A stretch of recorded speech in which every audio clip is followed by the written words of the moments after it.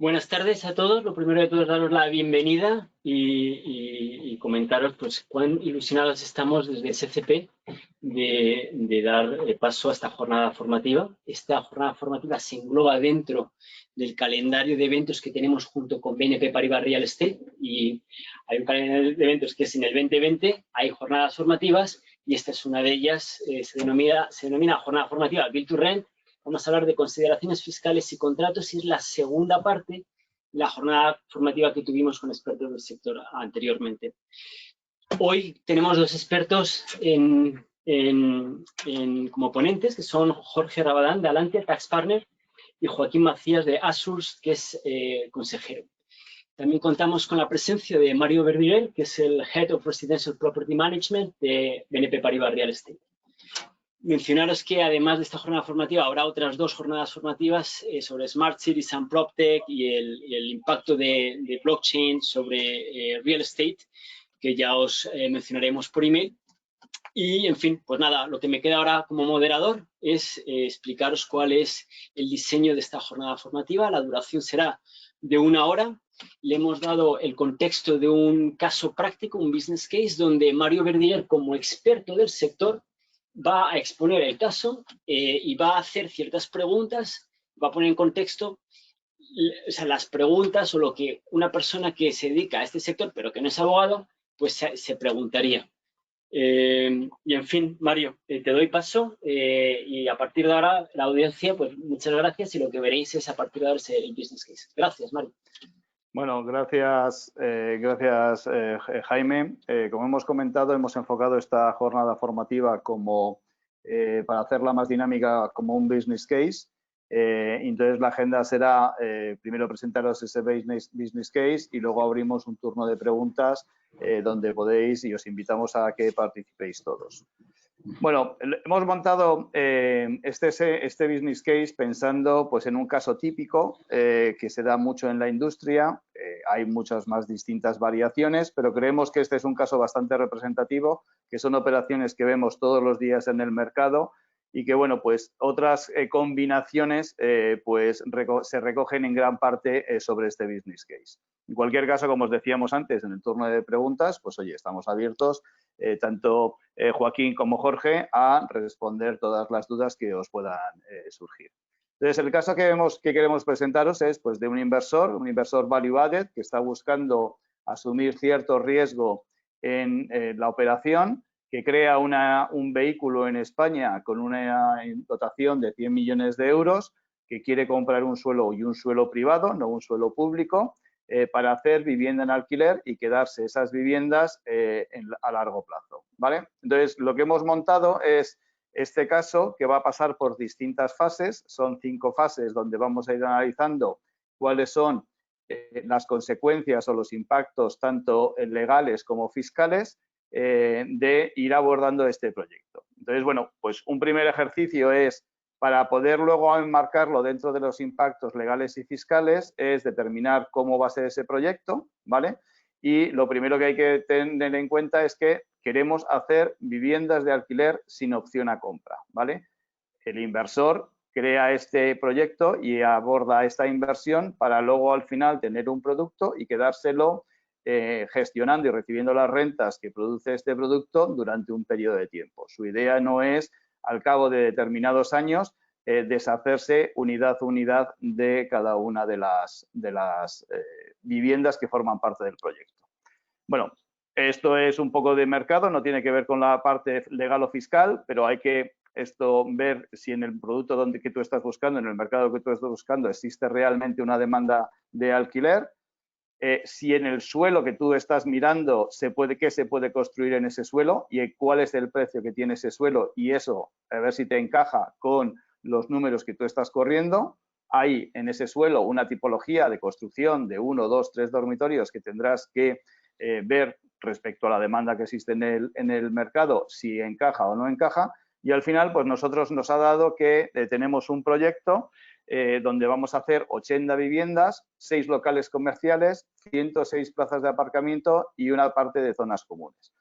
Y eso es así, que es un proyecto muy normal, donde tenemos más plazas de garaje que viviendas, por tanto, habrá algunas viviendas que estén asociadas a plaza de garaje en su arrendamiento, pero otras plazas de garaje que no. Y también tendremos unos locales comerciales, que es un arrendamiento distinto del de vivienda.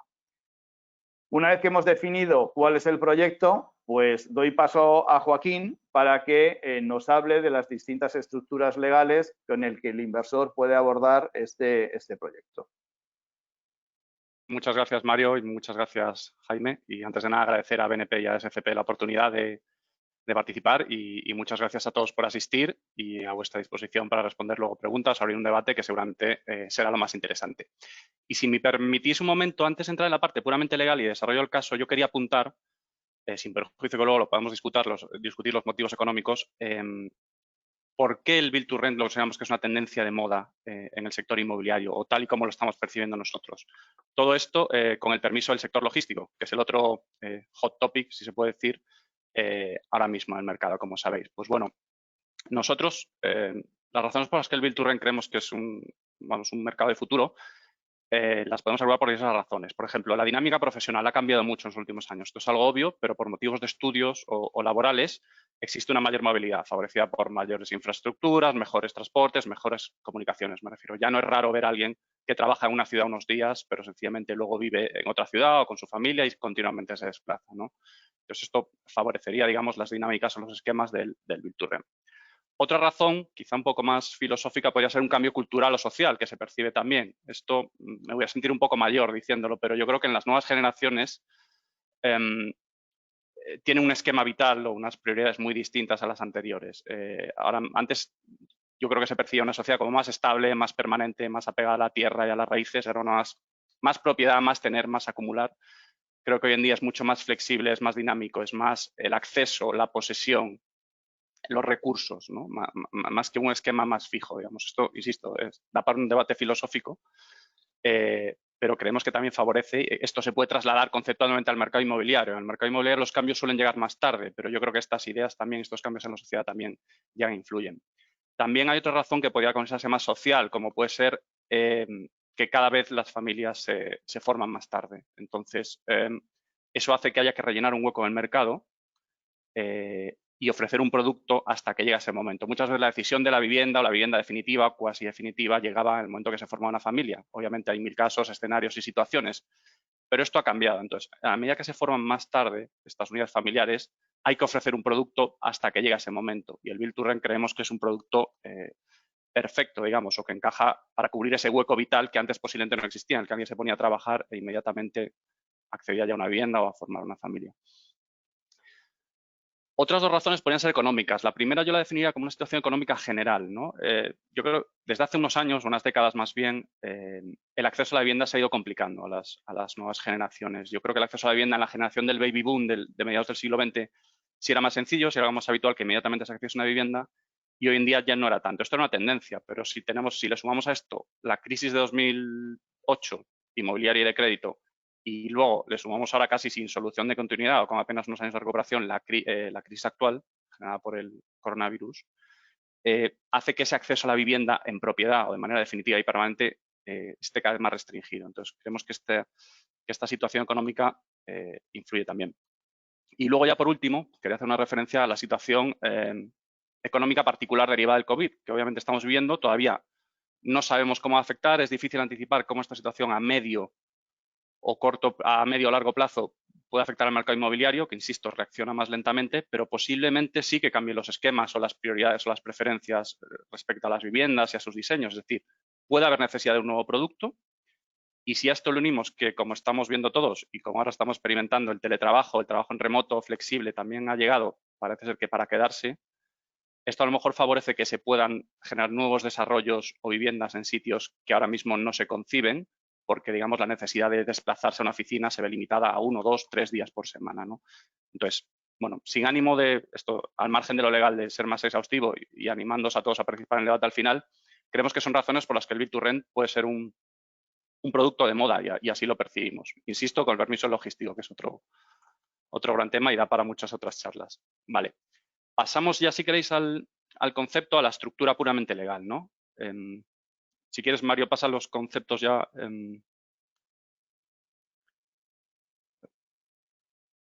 la siguiente diapositiva, justo aquí. Lo que queremos explicar es cuál es la estructura legal de inversión general, en líneas, insisto, muy amplias por las limitaciones de tiempo. Entonces, ¿cómo se instrumenta? O sea, un inversor, pongamos un fondo, una gran institución, un fondo de pensiones, etcétera, quiere hacer una inversión a través de Build to Rent. Este tipo de inversores, lo que nosotros percibimos en el despacho, muchas veces tienen ciertas limitaciones y hay ciertos riesgos que no pueden asumir. Y de ahí la necesidad de usar esquemas como el forward purchase y el forward funding. Disculpad que usemos los términos en inglés, pero creo que va a ser más sencillo para todos y todos los identificamos más rápido, ¿vale? Entonces, yo al preparar la charla me planteaba, bueno, puede haber 3 escenarios para invertir.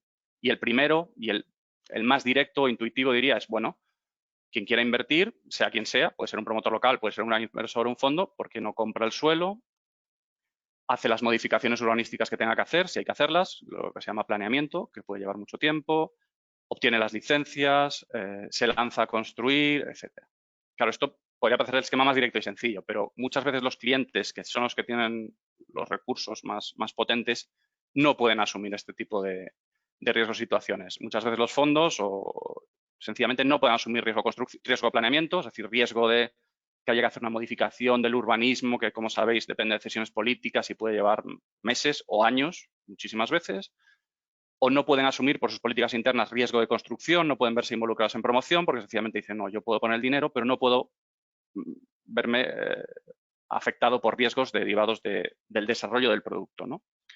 Entonces, esta primera forma de inversión no funciona. Podría funcionar para un promotor local, para un inversor local que tiene más libertad, no tiene tantas reglas a la hora de asumir riesgos, pero muchas veces a ese promotor local le faltan los recursos financieros necesarios. Entonces, aquí se produce una simbiosis, una situación que una especie de coordinación. Al promotor local tiene identificado la oportunidad inmobiliaria, a lo mejor el suelo, en el que hay que hacer una serie de actuaciones, insisto, cambios normativos, licencias, pero puede no tener los recursos para desarrollarlo. Y a su vez, el inversor institucional, el que llamamos el fondo, al que referimos siempre como el comprador o el inversor, tiene los recursos, pero no puede asumir esos riesgos sobre el terreno que hemos mencionado. Entonces, uno y otro se complementan, se produce una unión.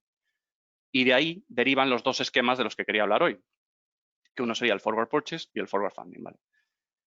En el forward purchase, sencillamente lo que se hace es que el comprador, el inversor, se compromete a comprar un inmueble una vez este haya sido desarrollado, acabado, finalizado y que cumpla unos estándares legales y constructivos. Sencillamente, es muy sencillo, este es el esquema más directo, es un contrato de compraventa de cosa futura.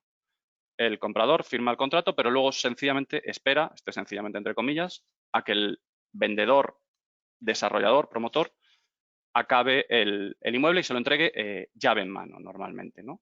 Así que sencillamente es una completa cosa futura. En el momento que se firma el contrato no se adquiere la propiedad. Tienes una expectativa, si todo va bien y el inmueble se acaba como debe acabarse, lo compraré. Si no, no. Y ya veremos qué pasa después porque va a haber, obviamente, pues penalizaciones y consecuencias si no se hace, pero tu involucración es menor.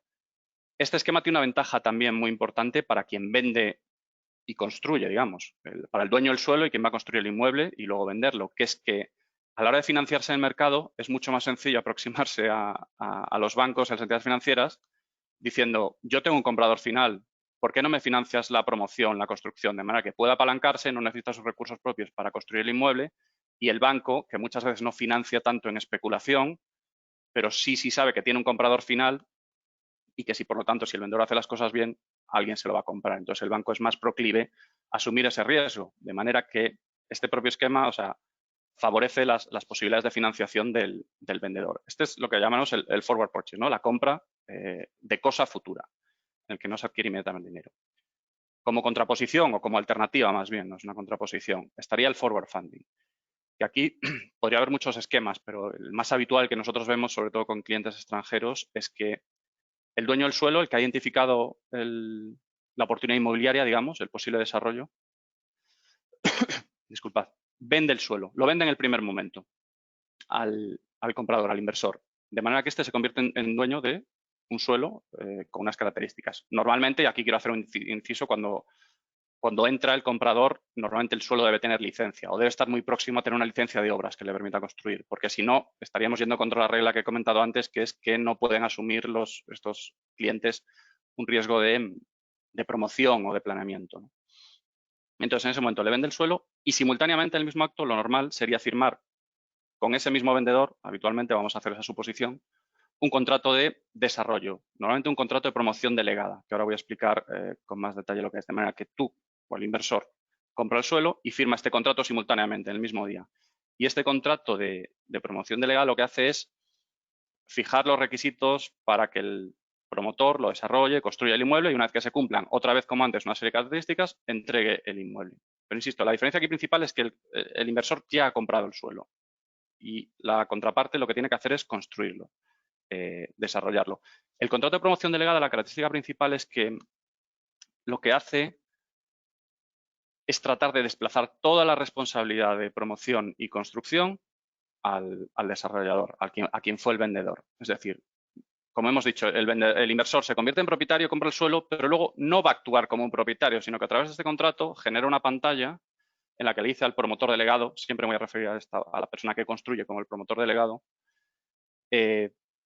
le encarga construir el inmueble. Pero construir el inmueble es que firma los contratos de desarrollo en su propio nombre, asume los riesgos constructivos, coordina todas las partes, realiza cualquier gestión con las administraciones, obtiene las licencias, etc. O sea, todas las tareas. Es una pantalla. Es cierto que el comprador tendrá una posibilidad de supervisión, vigilancia y ya veremos luego los mecanismos de control. Pero la filosofía inicial para evitar riesgos, precisamente para evitar los riesgos, digamos, de construcción o desarrollo, es generar esta pantalla con un contrato de promoción delegada. Este es uno de los posibles esquemas. Podría no tener la naturaleza de contrato de promoción delegada, pero yo creo que es mejor que funcionemos sobre esta asunción. Y aquí el forward... Sí. Solo para poner en contexto y aclarar una pregunta que quizá en la audiencia también se están preguntando. En el forward funding, ¿es un único contrato o porque son varias cosas a la vez, ¿no? ¿Es un único contrato o una juxtaposición de contratos? Exacto, Jaime, son varios contratos, es una contratación. Así como el forward purchase solo hablaba de un contrato, normalmente un contrato principal, en este lo que tienes es un contrato de compraventa del suelo a través de la correspondiente escritura pública y a la vez tienes un contrato privado de promoción delegada con esa misma persona. Entonces, estás juntando justo dos contratos como contratos principales. Luego puede haber muchos contratos accesorios, desde luego. Pero efectivamente es un esquema en general, no es que sea una única institución legal, como se dice. Gracias. Vale, pues sentados los conceptos y fijaos los conceptos, lo que haremos a continuación será ir por distintas partes del contrato, lo que nos ha parecido más relevante o puntos a tener en cuenta, ¿no? Sin ánimo de ser exhaustivos porque este tema da para mucho. En primer lugar, obviamente, está el objeto. El objeto del contrato, nos encontremos en un esquema de forward purchase o forward funding, es el mismo, obviamente, es un inmueble. Se llega por distintos caminos, asumiendo distintos riesgos, pero lo que tiene que haber al final es o la compra de un inmueble en el forward purchase o la entrega de un inmueble. Digo entrega porque ya eres dueño del suelo y sobre tu suelo se va construyendo con este esquema de promoción delegada. Entonces, puntos a tener en cuenta en el objeto, hay que definirlo al inicio, muy, muy bien. Esto es obvio, parece una tontería, pero nos evita muchísimos problemas. Entonces, en el momento que se firma el contrato, tendremos que adjuntar o definir toda la documentación técnica. Por ejemplo, el proyecto básico que sirve de base para la obtención de la licencia, planos de implementación, la memoria de calidades con los requisitos que debe tener el inmueble, materiales, etcétera.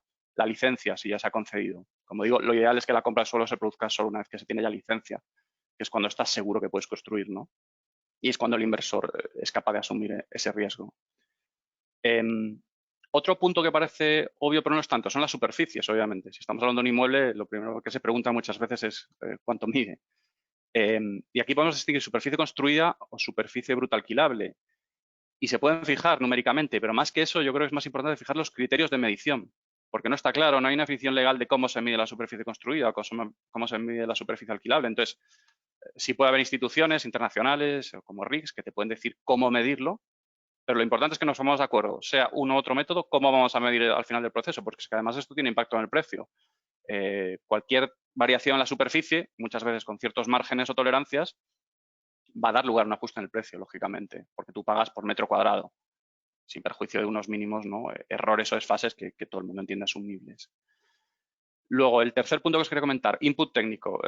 Son contratos muy inmobiliarios, o también muy de arquitectura, muy de construcción. Entonces, siempre hay que involucrar a los técnicos en la revisión de los contratos. Sé que a veces es complicado, que los contratos son áridos, que son densos, pero es muy importante que ellos los vean, porque posiblemente estén viendo cosas que nosotros los abogados o desde el lado del negocio no se ve y un técnico tiene la formación. Entonces, sí que debe hacerse un esfuerzo por involucrar a esta parte técnica también en el proceso. La relevancia de fijar bien el objeto y lo que se debe construir, lo que se debe entregar o comprar, viene también porque al final, una vez que vayamos a comprar o entregar el inmueble, tenemos que establecer un proceso de revisión, un programa ordenado y coordinado de cómo va a suceder, ¿no? En qué momento vamos a visitar el inmueble, qué es lo que vamos a ver, qué asesores van a participar, qué acta de entrega hay que firmar, qué se va a reflejar, qué se deja de reflejar, ¿no? De ahí la relevancia de fijar bien el objeto, por eso quería insistir. Si estos requisitos, que pueden ser legales y constructivos, legales principalmente la obtención de las licencias, licencia de primera ocupación normalmente, cuyo régimen acaba de cambiar, por cierto, en Madrid de forma relevante, y criterios técnicos serán los constructivos, mediciones, materiales, etc. En ese caso, si no se cumplen, podría haber consecuencias. Lo normal es que si llega una fecha no se ha producido la finalización, haya un periodo de gracia, no sé, muchas veces dicen 2 o 3 meses para que lo termine. Durante ese periodo podrían desencadenarse penalizaciones, muchas veces diarias, como incentivo, ¿no? para que acabe correctamente el inmueble, el vendedor o el promotor, según sea el caso. Y ya pasado un determinado plazo, pues podría desencadenarse la resolución y el pago de más penalizaciones. Pero bueno, eso dependerá de la negociación contractual, de los daños que se puedan reclamar. Y como punto final, para agilizar el proceso, como la justicia muchas veces no es todo lo ágil que nos gustaría, para resolver problemas constructivos y técnicos siempre sugerimos o tratamos de incluir un arbitraje técnico, lo que se llama muchas veces un experto independiente para resolver estos conflictos. Alguien, una institución, una empresa que de manera rápida pueda solucionar cualquier discrepancia en los documentos técnicos, con arquitectos, direcciones facultativas, etcétera, ¿no? Creemos que es un máximo útil antes que ir a los juzgados. Para estas cuestiones técnicas, que muchas veces los juzgados obviamente no son expertos en las mismas. Gracias, ¿Vale? Joaquín. Esto es la parte del objeto. Muy bien. Gracias, Mario. Una vez que hemos definido un poco cuál es el objeto y cuál es la estructura legal que tenemos en marcha, queremos repasar un poco con vosotros cuáles son los impactos fiscales que tienen al principio el proyecto. Con lo cual doy paso a Jorge para que nos los explique. Bueno, buenas tardes a todos. Me sumo a los agradecimientos de Joaquín hacia SCP y hacia BNP en relación con la participación en este foro. La verdad es que es un foro muy interesante y me pongo a vuestra disposición igualmente para cualquier cosa que pueda surgir, ¿vale? A ver, a mí me toca bailar con la más fea, que son los impuestos, ¿no? Son los malos de la película y además son ese socio oculto que no aparece en las escrituras de constitución de una compañía, pero que afecta mucho a los modelos, a los proyectos, a las rentabilidades, etcétera, etcétera, ¿no? Con lo cual, las decisiones que tomemos en relación con el proyecto, las decisiones fiscales, van a influir mucho en que nuestro modelo sea más exitoso o menos exitoso. La verdad es que de cara a plantearse un proyecto de este calibre, yo, antes que nada, lo que os sugeriría es qué preguntas debemos plantearnos, ¿no? Y las preguntas fiscales más habituales en este tipo de proyectos pues son del siguiente estilo. Pues, ¿qué impuestos gravan la adquisición de terrenos? ¿Qué impuestos gravan otro tipo de la construcción, por ejemplo? ¿Cuándo tengo que pagar estos impuestos? Que es siempre relevante e importante. ¿Cuándo tengo que disponer de los fondos necesarios para hacer frente a los mismos, ¿no? Importante, el IVA, el mundo del IVA, ¿no? ¿Es deducible el IVA soportado? Los efectos, el IVA nos va a generar en general efectos financieros, ¿no? Pero y nos puede generar otro tipo de efectos, lo vamos a ir viendo ahora a lo largo de la presentación. Claro, estamos hablando de arrendamientos de vivienda. Bueno, el arrendamiento de vivienda tiene un tratamiento peculiar en el IVA, entonces eso va a generar unos efectos, unas distorsiones que hay que tenerlas en cuenta, ¿no? Y adicionalmente, claro, estos esquemas pueden disfrutar de algún tipo de beneficio fiscal. En el fondo, es como, ya que me van a agredir con impuestos, tengo algún salvavidas disponible que me haga menos doloroso este trance, ¿no? De tal forma que al final, pues ese socio oculto del que hablábamos, que son las administraciones tributarias, pues hombre, nos pegue el menor mordisco posible, ¿no? Entrando ya en materia, pues vamos a dejar unas bases puestas que nos van a acompañar a lo largo de la ponencia, ¿no? La primera es que la transmisión del solar está sujeta a IVA, en principio la vamos a tratar como sujeta a IVA, siempre y cuando el que nos transmite el solar sea sujeto pasivo del IVA, ¿no? La segunda es cuándo se devenga el IVA. El IVA en principio se devenga pues, en la fecha de escritura de compraventa, ¿no? Pero el IVA es un poco peculiar, es un poco particular, es muy entrerrevesado y de repente dice, oye, no, pero es que si tú anticipas cantidades, mira a ver qué estás anticipando, porque es que no vaya a ser que sea un pago anticipado. Y entonces, si se produce un pago anticipado, nos vemos en la obligación de cobrarte el IVA, ¿no? Pero, hombre, pues hombre, no se ve usted en la obligación. Bueno, pues sí, ellos se creen en la obligación y eso supone unos desembolsos que nos afectan mucho al modelo. Adicionalmente, tenemos que partir de yo puedo deducirme el IVA en tanto en cuanto me realice actividades que están sujetas a IVA. Y claro, el problema de esto es que la actividad de arrendamiento de vivienda sin opción de compra, vuelvo a reiterar, arrendamiento de vivienda sin opción de compra es una actividad peculiar porque esa actividad es una actividad que se llama sujeta y exenta del IVA, es decir, no lleva IVA. Y como no lleva IVA, eso tiene una distorsión que genera en origen y es que el IVA que soportemos no es deducible.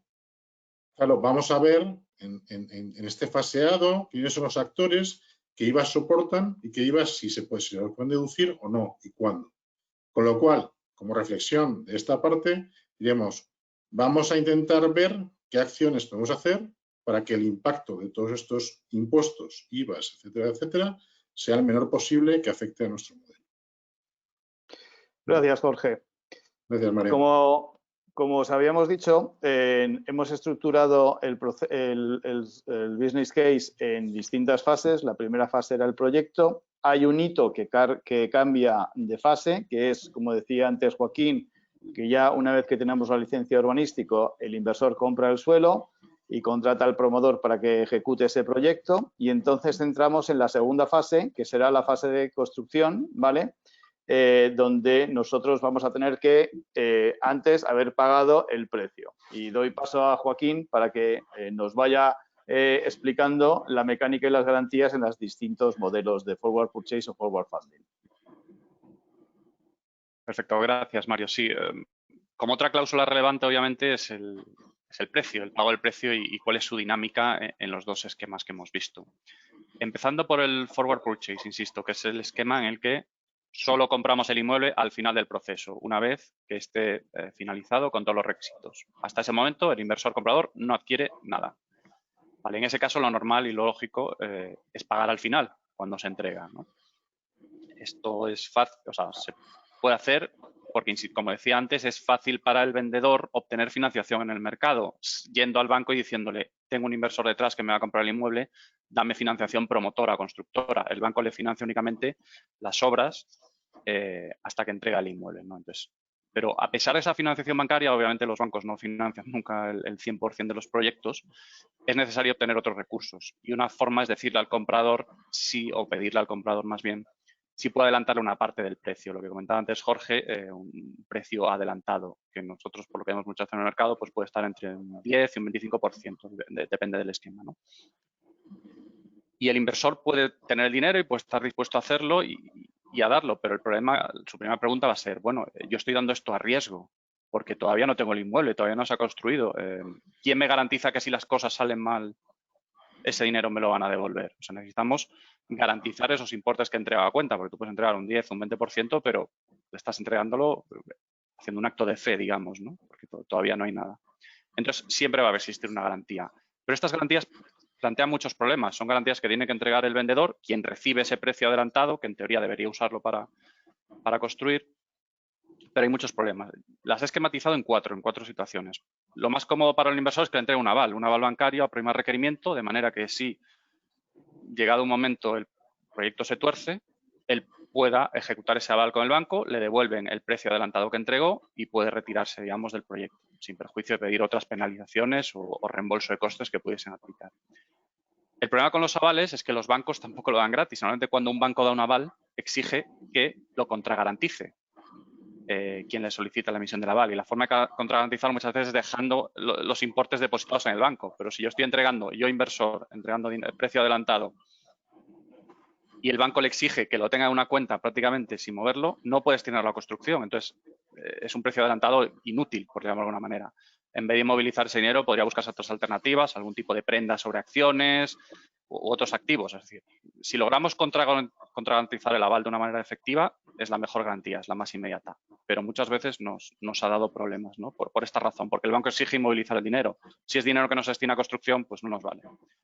Otra opción podría ser la hipoteca, que parece un remedio un poco agresivo, ¿no? Para una parte del precio adelantado, pero además tiene, y esto, bueno, Jorge lo podrá explicar mejor, tiene un coste fiscal, tiene AJD, que es omnipresente en las hipotecas, y además, yo antes he dicho que el vendedor podría buscar financiación bancaria, pero si la primera hipoteca sobre el suelo la tiene el futuro comprador, el banco no va a aceptar una hipoteca de segundo rango o igual rango normalmente. Entonces, por esta vía estaríamos bloqueando la financiación bancaria al vendedor, la financiación de construcción o de promoción. Entonces, la hipoteca tampoco suele funcionar.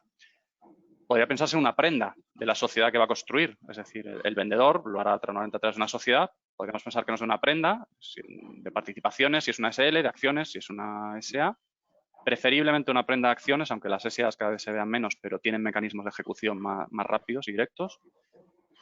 Y podría pensar en ejecutarse si algo va mal, ¿no? Para tratar de reembolsarte en el precio anticipado que entregaste. Lo que pasa es que esto, si lo ejecutas y la subasta queda cierta y te quedas la sociedad, te obliga a meterte en el proyecto. Te quedas con un proyecto colgado, a medio hacer, pero bueno, tendrías luego que darle salida, pero te obliga a involucrarte ya, sí o sí. No es una salida limpia, como la del aval, que lo ejecutas, recuperas tu precio adelantado y luego ya reclamarás al vendedor lo que tengas que reclamar.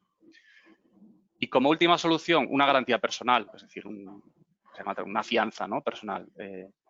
Normalmente será alguien del grupo del vendedor, relacionado con el grupo del vendedor. Entonces, si hay problemas con el vendedor, si es el vendedor el que no te devuelve el precio adelantado, una sociedad de su grupo, pues posiblemente te pondrá las mismas excepciones o las mismas pegas para devolver el dinero. Pues, en la medida que es una sociedad relacionada, pues va a ser complicado recuperarlo. Pero bueno. Entonces, estos son los problemas que podrían plantearse con el precio adelantado. En función de la situación, habría que buscar una u otra alternativa o formas de garantizarlo. Esto para el forward purchase. Luego, si saltamos al forward funding, el pago del precio, la remuneración yo diría que se divide en dos momentos. Como aquí comprábamos el suelo desde el primer momento, recordad, o sea, compramos el suelo y firmamos el contrato de promoción delegada, con la compra del suelo ya el vendedor recupera una parte, obtiene unos ciertos fondos para desarrollar el proyecto y luego, bajo el contrato de promoción delegada, lo que vamos a ir haciendo, el inversor, lo que va a ir haciendo el inversor, disculpad, es pagar contra certificaciones de obra. A medida que avanza la obra, se va certificando, se va validando por los técnicos cuánto se ha ejecutado y mensualmente, trimestralmente o como se acuerde, se le va pagando a la obra, digamos. En la promoción delegada, la obra se va pagando a medida que avanza. Lo ideal, obviamente, no es pagar todo durante el proceso de obra.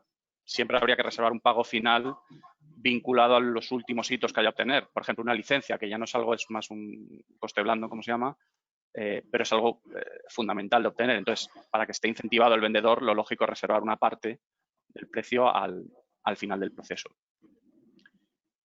Vuelvo sobre las garantías en el forward funding. Tú vas pagando certificaciones de obra. Tú, cuando digo tú, es el inversor, el comprador. Lo normal es que haya una retención sobre cada pago que haces para reparar o garantizar la solución de defectos o cualquier incidencia o cualesquiera penalizaciones que sean en el contrato. La retención estándar típica debería estar entre el 5 o el 10% y es dinero que, pues si te han certificado 100, el comprador va a pagar 95 y 5 se los queda en su poder para posibles futuros problemas o contingencias o defectos que puedan aparecer en los inmuebles. Estas retenciones, lo normal es que se devuelvan cuando se entrega el inmueble y se sustituyan por un aval bancario durante 12 meses. Y ese aval responderá de una vez entregado el inmueble, si aparecen defectos, desperfectos, normalmente lo que la Ley de Ordenación de la Edificación llama defectos de terminación.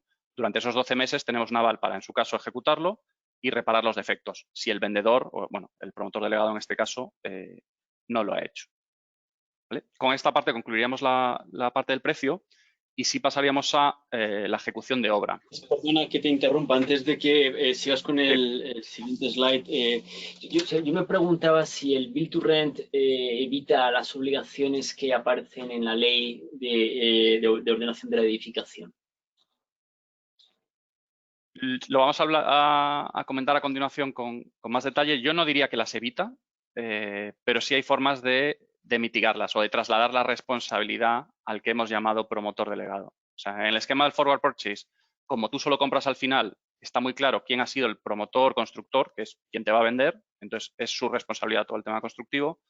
En el forward funding, como tú sí compras el suelo al inicio y luego lo desarrollas, ya estás implicado en el proceso. Entonces, ahí sí podrías entrar más de lleno en las responsabilidades constructivas, pero por eso firmamos el contrato de promoción delegada, que lo que hace es generar una pantalla, como decía antes, para trasladar contractualmente todas las responsabilidades legales al promotor delegado.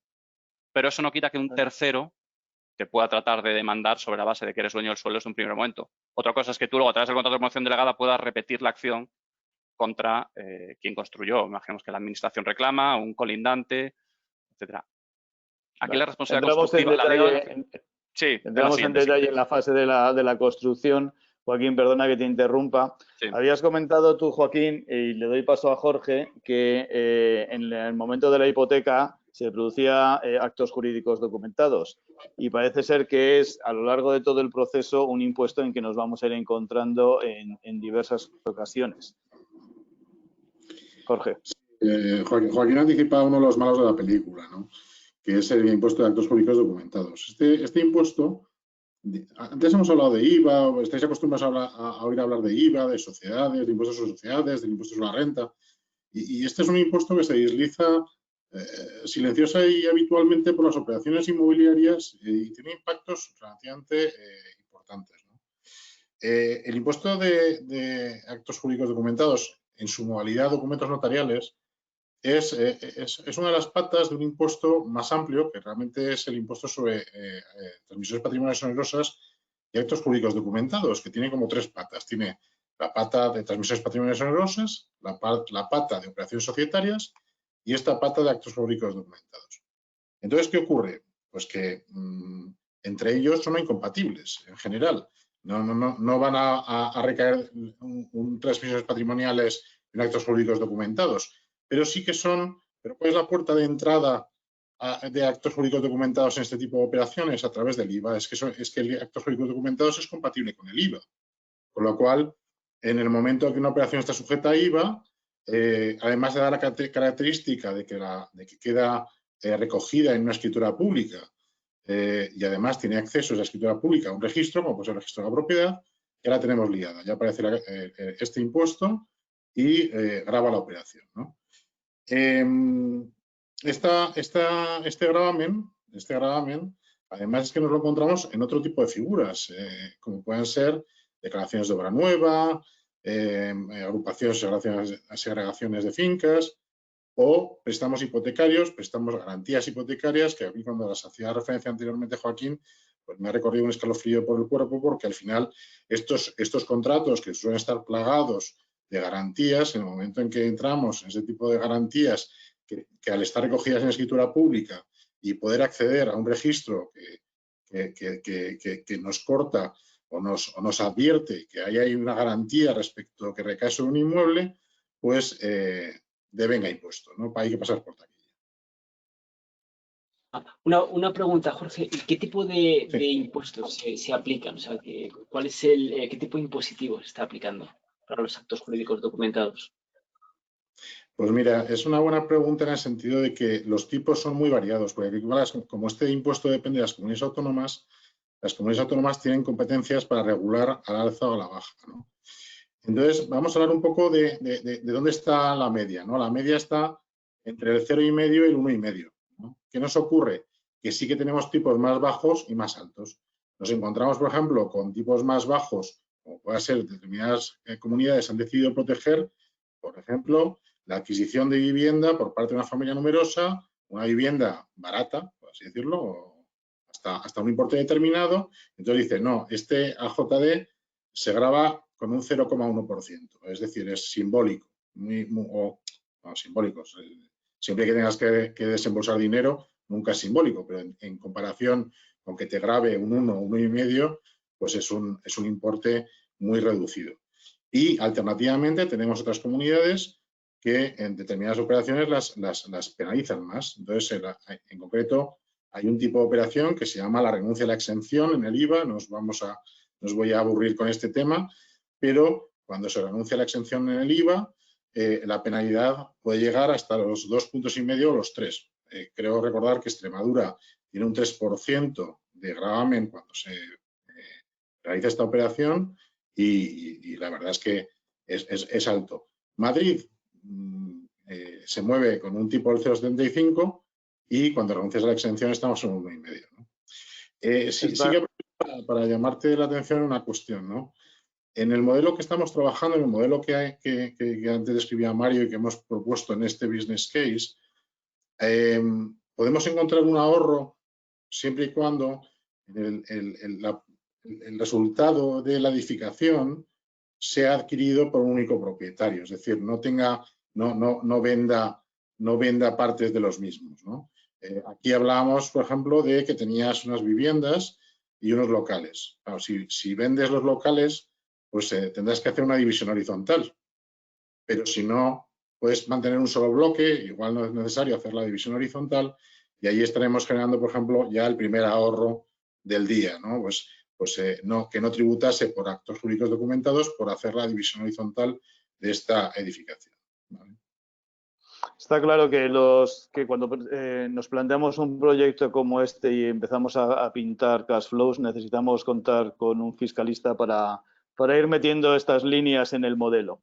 Pasamos a la segunda fase, la fase de construcción del inmueble. Ya tenemos el suelo comprado, ya tenemos los acuerdos, ya nos ha tocado pagar algo de impuestos y empezamos la construcción del proyecto. ¿Qué implicaciones legales tiene la ejecución real de las obras, Joaquín? Gracias, Mario.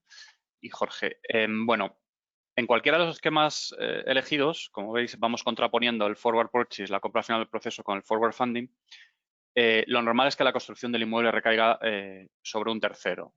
Podría a veces ser el propio vendedor quien la desarrolle, pero lo normal es que firme distintos contratos de obra para desarrollar el proyecto, ¿no?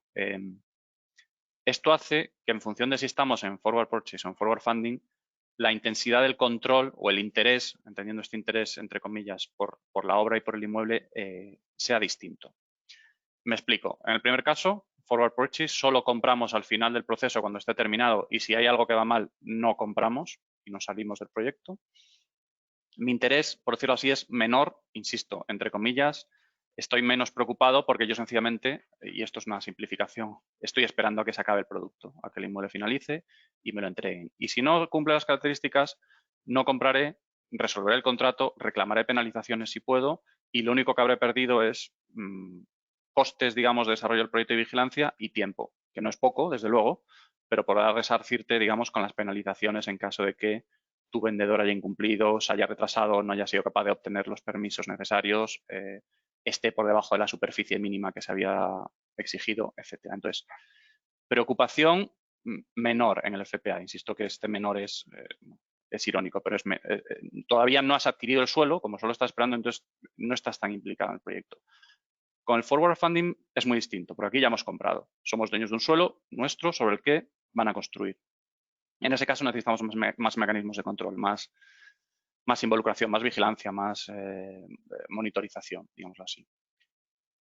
Pero esto hay que hacerlo guardando un equilibrio muy fino, que es que voy a explicar ahora. En el contrato de programación delegada os he explicado que la idea es desplazar toda la responsabilidad al promotor delegado, a quien va a construir, a quien va a hacer el inmueble. Todo, o sea, él firma los contratos en su nombre, él busca a todas las contrapartes, él obtiene los materiales, etcétera. Con la idea de que quien compró el suelo, que ya es propietario, pero ha desplazado la propiedad contractualmente al promotor delegado, no se vea involucrado o salpicado por responsabilidades constructivas o de desarrollo del inmueble, ¿no?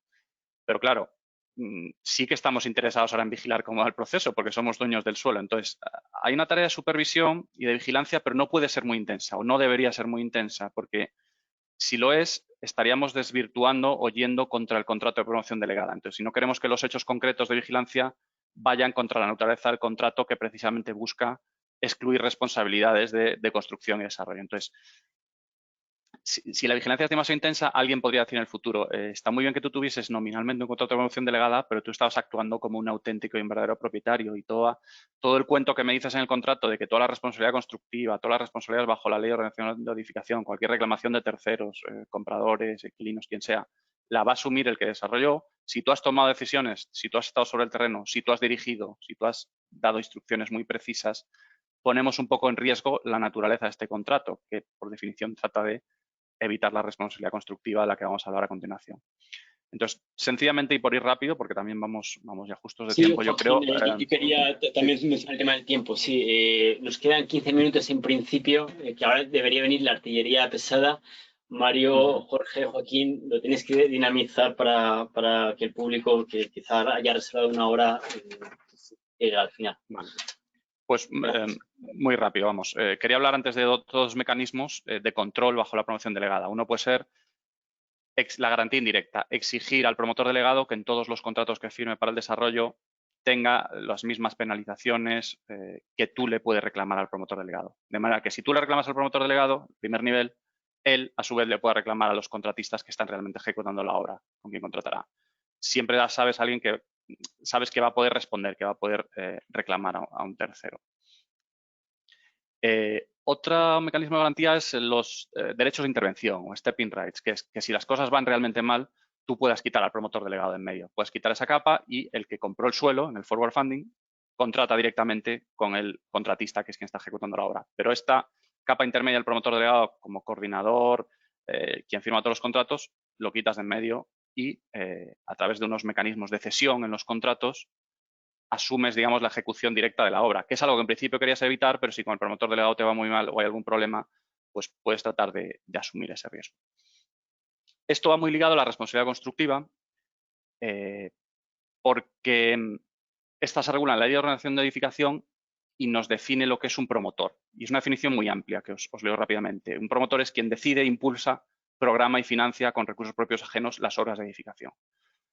Ahí es realmente amplia. Y asociada a esta definición de promotor, la consideración de promotor, hay una responsabilidad. Y es que el promotor responde solidariamente con todos los agentes que intervienen en la construcción. Contratistas, arquitectos, técnicos, etc. Entonces, en el ordenamiento jurídico español hay una definición de promotor y hay una responsabilidad asociada. Entonces, ¿cómo encaja este esquema en los dos tipos de contratos que hemos visto?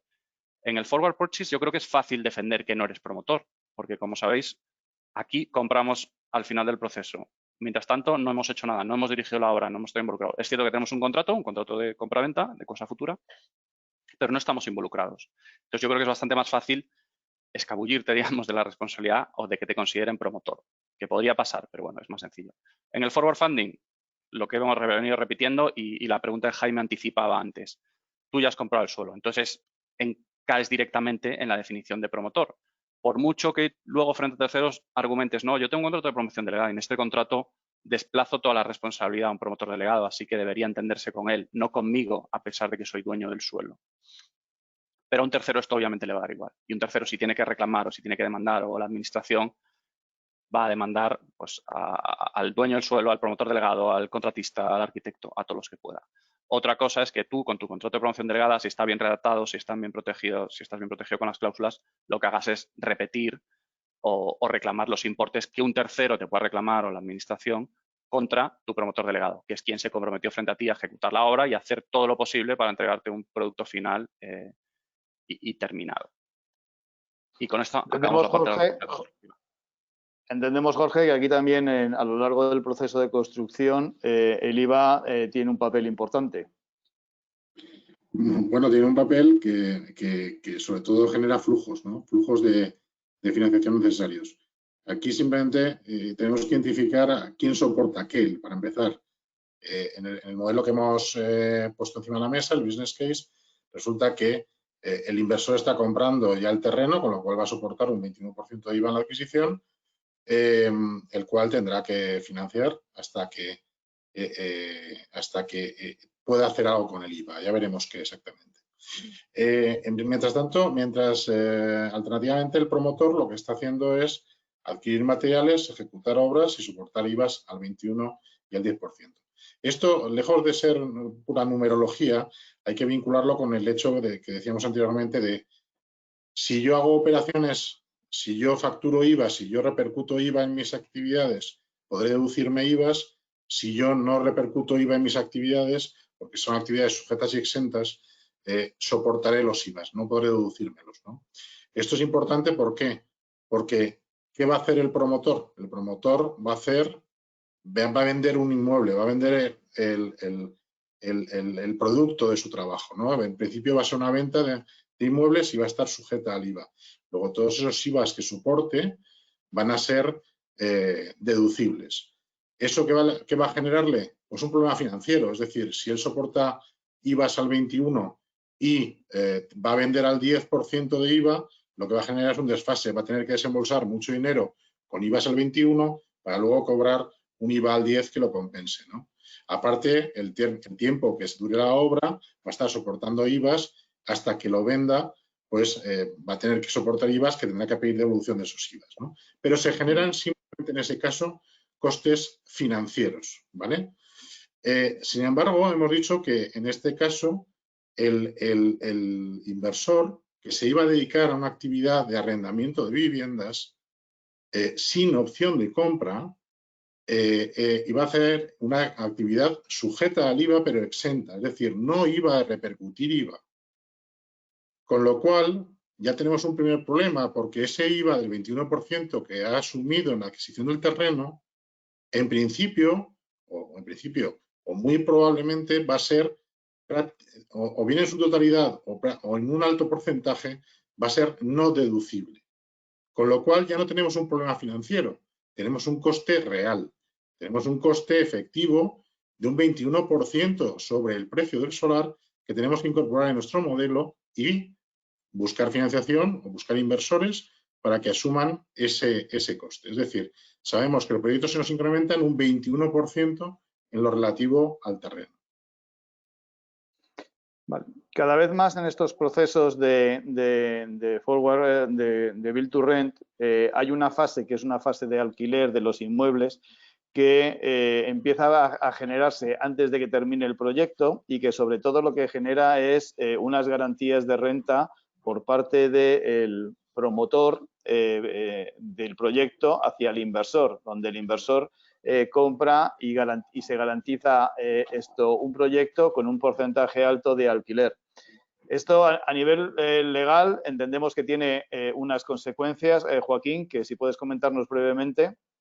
Sí, muy brevemente respecto a la comercialización. Aquí la principal diferencia que vemos es que en contraposición con otros activos inmobiliarios que se pueden desarrollar con estos mismos esquemas, estos contratos se usan para muchos otros desarrollos, como puede ser en tema de oficinas o en tema logístico, la comercialización va desarrollándose en paralelo a la construcción y porque dependes de un solo inquilino o de no demasiados inquilinos para ocupar el inmueble, ¿no? En este caso, por el propio destino, al ser vivienda, digamos, es muy difícil anticipar la comercialización de una manera efectiva porque la decisión del alquiler no es una decisión que se tome muy a largo plazo. Yo diría que como mucho es medio plazo. Entonces es muy difícil captar los usuarios finales directamente durante el proceso de construcción, ¿no? Porque puede estar a 6-7 meses vista y no se suelen firmar contratos de vivienda con tanto plazo. Hay excepciones, pero no es lo habitual. Entonces, esto podría hacer pensar que la comercialización pierde fuerza, pierde relevancia en estos contratos, pero sinceramente creemos que hay terreno por explorar aquí, porque es posible que no puedas contactar a los usuarios finales, a quien va a vivir en las viviendas, pero sí puedes contactar con, por ejemplo, con instituciones, con empresas, con universidades, que sí, con las que podrías llegar a un tipo de acuerdos, marcos, colaboraciones, un determinado tipo de precios o servicios que puedas ofrecer en el inmueble, para que ellos sí te proporcionen usuarios finales. Entonces, creemos que ahí hay terreno por explorar y comercialización por hacer. Y la garantía de rentas, ya por finalizar, obviamente está vinculada a la comercialización y es sencillamente que si el inmueble esté ocupado o no, una vez que se entrega al final del proceso, quien te lo vende te garantice que va a generar unos determinados retornos, unas determinadas rentas. Esté ocupado o no. Si está ocupado ya te lo generan los propios contratos, si no está ocupado te lo tiene que cubrir el vendedor. Obviamente esto tiene su impacto en el precio y en el diseño de todos los flujos al inicio del proceso y si hay una garantía de rentas, pues los precios obviamente se pueden. Entonces, la garantía de rentas creemos que en Build to Rent no es tan habitual, pero sí puede empezar a darse. Y como decía, con la comercialización es algo que puede explorarse y que animo a que se abra en el debate. Si queréis Sí, comentar algo. yo la garantía de rentas cada vez la veo más en las operaciones con los inversores y además la gran diferencia, como decías tú, entre el build to rent de cuando hablas de producto de logística o de oficinas versus cuando hablas de residencial es que hasta ahora o en la mayoría de los casos todos estos proyectos no se hacían a riesgo. Es decir, el promotor ya tenía identificado quién iba a ser el inquilino. Y como dices tú, en el residencial, en el 90% de los casos o en el 95% de los casos, tú estás construyendo a riesgo porque no tienes un inquilino que vaya a quedarse con la vivienda. ¿Vale? Bueno, terminada la fase del alquiler, el otro granito que va a marcar el paso. Sí, perdona, Jaime. Solamente un comentario para Joaquín, si podía elaborar muy brevemente, porque estamos casi al final, el concepto de tratamiento especial en la ley de arrendamientos urbanos para los activos build to rent. Vale. Muy rápido, porque también a priori no hay ningún tratamiento especial en la LAU, en la ley de arrendamientos urbanos, en la medida que esto se destina a las necesidades permanentes de vivienda de quien va a estar ahí, por más o menos plazo, no hay un tratamiento especial o específico a nivel contractual. O sea que, muy rápido también te contesto, Jaime, en principio no hay nada especial. Habría que ver según casos, pero en principio no. No goza de ninguna ventaja. No. Bueno, entonces ya nos han entregado el inmueble. ¿Qué pasa con el IVA durante la entrega, Jorge? Bueno, aquí también soy muy sucinto. La entrega de vivienda en general está grabada al 10%. La entrega de vivienda que sea adquirida por una entidad que se dedique al arrendamiento de vivienda tiene un tratamiento especial y en vez de estar grabada al 10%, está grabada al 4%, lo cual ya nos indica que hay algo por ahí, un beneficio fiscal posible que aparece en escena. Y en esto engancho con la anterior diapositiva fiscal. ¿Qué preferimos? ¿Soportar IVAs al 10% o al 21%? ¿no? Aquí, en el modelo que hemos elegido, hemos asumido que el inversor ya compraba el terreno, lo consumía un 25%, perdona, un 21% de IVA en el solar y ahora cuando adquiera las viviendas, la construcción, va a soportar un 10% de IVA. ¿no? Sin embargo, si hubiese optado por un forward purchase, pues hubiese recibido el producto final, llave en mano, absolutamente, y lo hubiese recibido con un 10% de IVA, no lo hubiese recibido con un 21 y un 10. Con lo cual, ahí podía haberse producido un ahorro numérico. Lo que pasa es que ahí, como bien explicaba Joaquín al principio, pues hay que atender a la oportunidad. En muchas ocasiones lo que ocurre es que yo veo un solar, detecto una oportunidad, hago un desarrollo y ya el solar me ha costado un 21%, pero sinceramente igual lo he comprado más barato de lo que podía haberlo adquirido después, ¿no? Entonces, bueno, una cosa es el numérico puro entre comparar un 21 y un 10%, que obviamente hubiese sido más ventajoso no comprar el suelo al principio. Ahora hay que ver luego las condiciones de la operación para saber si realmente nos equivocamos al principio comprando el suelo o realmente fue un acierto en cuanto al total del proyecto, ¿no? Por último, una cuarta fase en la que estamos es que ya nos han entregado la vivienda, empezamos a gestionar el inmueble, lo tenemos alquilado. A partir de aquí, nosotros también tenemos una serie de IVAs que tenemos por esos arrendamientos. Sí, aquí cambia un poco la película. Sabemos que cuando arrendamos vivienda sin opción de compra, pues nuestro IVA deducible va a ser cero. Es decir, esos IVAs que hemos deducido, que hemos dicho que soportamos al 21% en la compra del solar y al 10% en la adquisición de las viviendas, resulta que no nos lo podemos deducir. ¿Vale? ¿Qué ocurre? Si alquilamos otros tipos de inmuebles, como puedan ser los parkings, pues ahí sí que va a haber un IVA repercutido, con lo cual, si todo fuese en parkings, los IVA soportados en la adquisición serían deducibles. Si estamos hablando de arrendamientos con opción de compra de edificios o de viviendas, pues va a haber un IVA al 10%. Son diferentes condiciones, obviamente. Estamos ahora cambiando el supuesto, haríamos deducible el IVA, pero en el supuesto que estamos trabajando, fijaros que el gran problema que tenemos es que tenemos, por un lado, viviendas, mayoritariamente viviendas que no llevan IVA, con lo cual vamos a soportar el IVA de la adquisición como no deducible. Vamos a tener que integrar en nuestro modelo como un coste real y no como un coste financiero. Y todo esto lo podemos enmarcar en una optimización fiscal de todo el proyecto. Jorge. A ver, aquí tenemos, Mario, tres posibles candidatos, ¿no? Tres posibles candidatos. Uno es, bueno, pues hacemos una inversión en una sociedad normal que no tiene beneficios fiscales y tributa normalmente, ¿no? La segunda opción sería, oye, hay un régimen fiscal que se llama entidad de arrendamiento de viviendas, ¿no? Entonces, es aplicable para esas entidades y tiene unas características determinadas. Y otro es un régimen fiscal más beneficioso en caso de SOCIMIS, ¿no? Que tiene otras características determinadas. Si haces el favor, vemos un poco los puntos principales de estas que nos invitan a ver si podemos vehiculizar esas inversiones a través de estas opciones, ¿no? Mientras vas a explicar esto, te quería pedir también, Jorge, que pudieras elaborar un poco la parte de los requisitos que una empresa debería cumplir para acogerse al régimen de AV.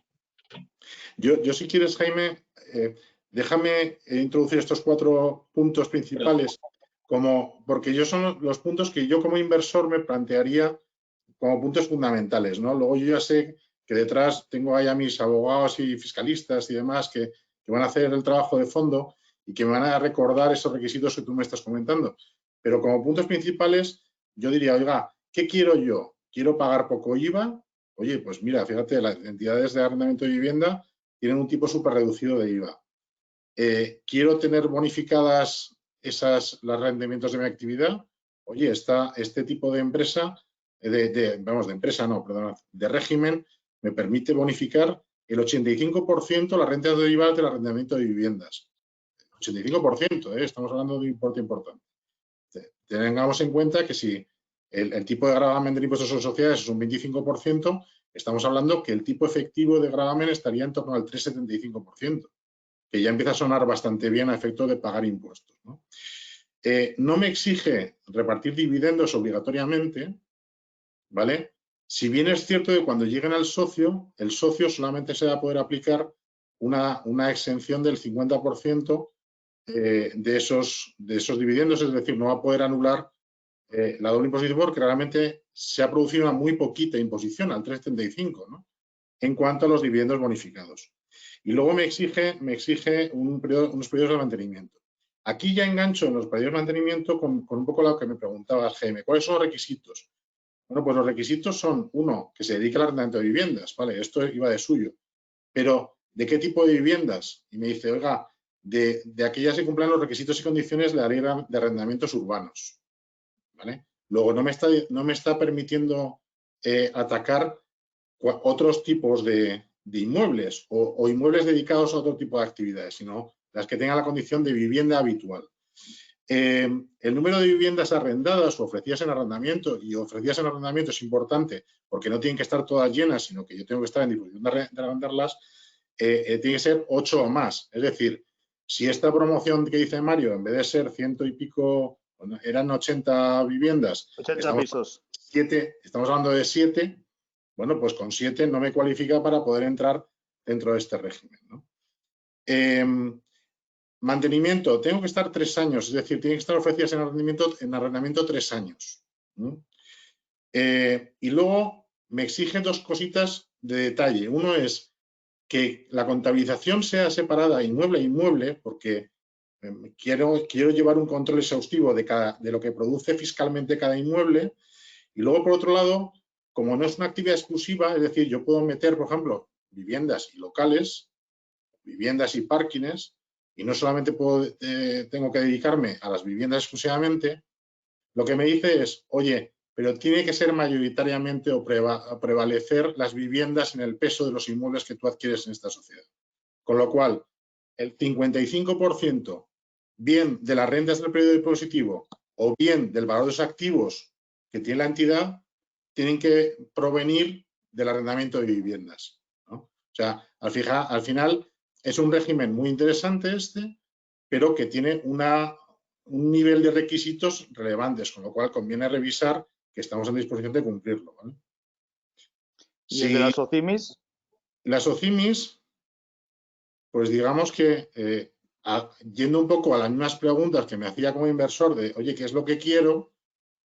El tipo de gravamen inicial, en principio, es del 0%. No obstante, hay unos casos específicos en los cuales me dice, oiga, no, el tipo de gravamen que a usted soporta es un 19%.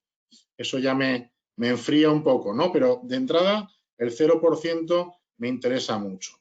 El segundo tema es no solo viviendas, estamos hablando de inmuebles en general, adquisición de inmuebles para arrendamiento.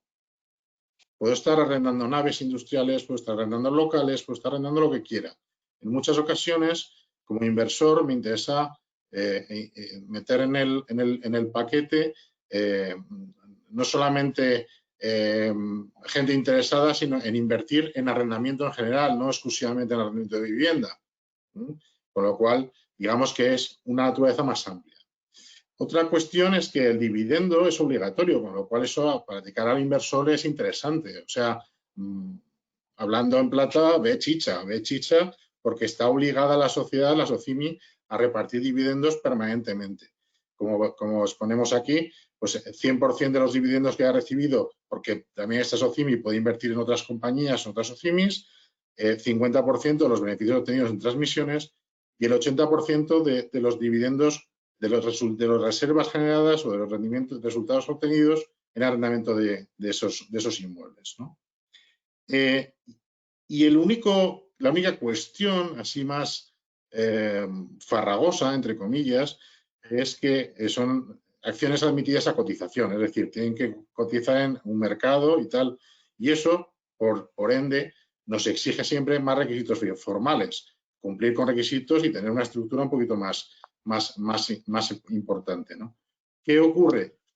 Que el espectro en el que se mueve la entidad de arrendamiento de viviendas es un espectro más amplio, es decir, caben inversiones desde 8 inmuebles hasta N inmuebles. La SOCIMI no, la SOCIMI que cotiza, además se le exige un capital mínimo de 5 millones, etcétera, etcétera. Estamos hablando que tiene que tener un volumen suficiente como para afrontar este tipo de requisitos. Pero quedaros con lo principal, porque en este ejemplo vamos a poner un poco manifiesto. Jorge, Joaquín, si me permitís, solamente si antes había pedido la artillería pesada brevemente, ahora son los fuegos artificiales intensos, muy bonitos y cortos, porque estamos ya fuera de tiempo y me imagino también que la audiencia tendrá su planeamiento del día. Gracias. Si puedes, Jorge, resumir rápidamente esta última slide. Bueno, en esta última slide lo que queremos poner de manifiesto es qué ocurre desde la entidad de arrendamiento de viviendas, la sociedad que se dedica a la entidad de arrendamiento de viviendas o la SOCIMI, que reparte un dividendo a sus inversores, ¿no? Como podéis ver en el lado izquierdo de la diapositiva, en la entidad de arrendamiento de viviendas tiene un resultado, ahí ponemos 1.000 y 200, 1.000 se refieren a resultados bonificados y 200 a resultados ordinarios de otras cosas que no son arrendamiento de vivienda, y esa es la tributación que se generaría. Como veis, los 1.000 de arrendamiento de vivienda tributan muy poquito, mientras que los 200 que son actividades ordinarias tributan ordinariamente, al 25%. ¿Qué tenemos al final? Pues tenemos un beneficio después de impuestos de 1.112,50 que repartimos a nuestros socios. Si este dividendo lo repartimos a nuestros socios tienen derecho a aplicar una exención, pero no plena, sino limitada al 50%, con lo cual, en el fondo se produce una tributación de, si el socio fuese un socio español, en vez de tributar al 25%, va a tributar al 12,5%, que sumado con el 3,75% que tributa en la entidad de arrendamiento de viviendas, pues claramente estamos por debajo del 25% de tributación habitual de una sociedad normal, ¿no? ¿Qué ocurre? La entidad de arrendamiento de viviendas no tiene obligación de dividendo obligatorio, con lo cual repartirá dividendos cuando el socio le diga, oye, yo quiero ahora dividendo. Es decir, a pesar, viéndolo comparativamente con la SOCIMI, que la SOCIMI inicialmente, en el momento inicial, es mucho más interesante porque la cuota de IS arriende lo que arriende es 0 euros, ¿vale? En el otro lado, en la entidad de arrendamiento de vivienda, hemos pagado cuota de IS, aquí no pagamos cuota de IS, pero sí que tengo obligación de repartir dividendos. Hemos dicho que teníamos que repartir gran flujo de dividendos. Esos dividendos hacen que arriba, cuando llegan al socio, el socio, como característica, no tiene derecho a aplicar la exención por doble imposición. Con lo cual, el dividendo inmediatamente, lo que no ha tributado en la SOCIMI, lo tributa en el socio. Entonces, comparativamente nos encontramos que en conjunto la entidad de arrendamiento de viviendas, obviamente, si estamos hablando solamente de viviendas, nos da unos resultados más beneficiosos que la SOCIMI. Sin embargo, por las cantidades que hemos dicho antes, la SOCIMI no es mal sistema de inversión, ¿eh? No sé si... Por concluir, o sea, el resumen que os queríamos transmitir es que la estructura fiscal impacta directamente en la rentabilidad del proyecto para el inversor. Hoy en día los inversores en un proyecto de Build to Rent en Madrid o en Barcelona están pidiendo unas rentabilidades que van en torno al 4,5-5, y con una buena estructura fiscal esta rentabilidad se puede disparar hasta el 7%. Yo con esto damos por concluida la sesión formativa. Jaime, lo que te invito es que, bueno, había una última parte que es una última fase, que era decir que después de todo este proyecto y todo este vendido y con esa rentabilidad del 7%, podíamos abordar entonces la venta a un fondo más core evaluado, que en lugar de esperar esas rentabilidades del 7%, pues estará comprando hoy en día en torno a niveles del 3,5-4 los proyectos de Build to Rent ya muy consolidados.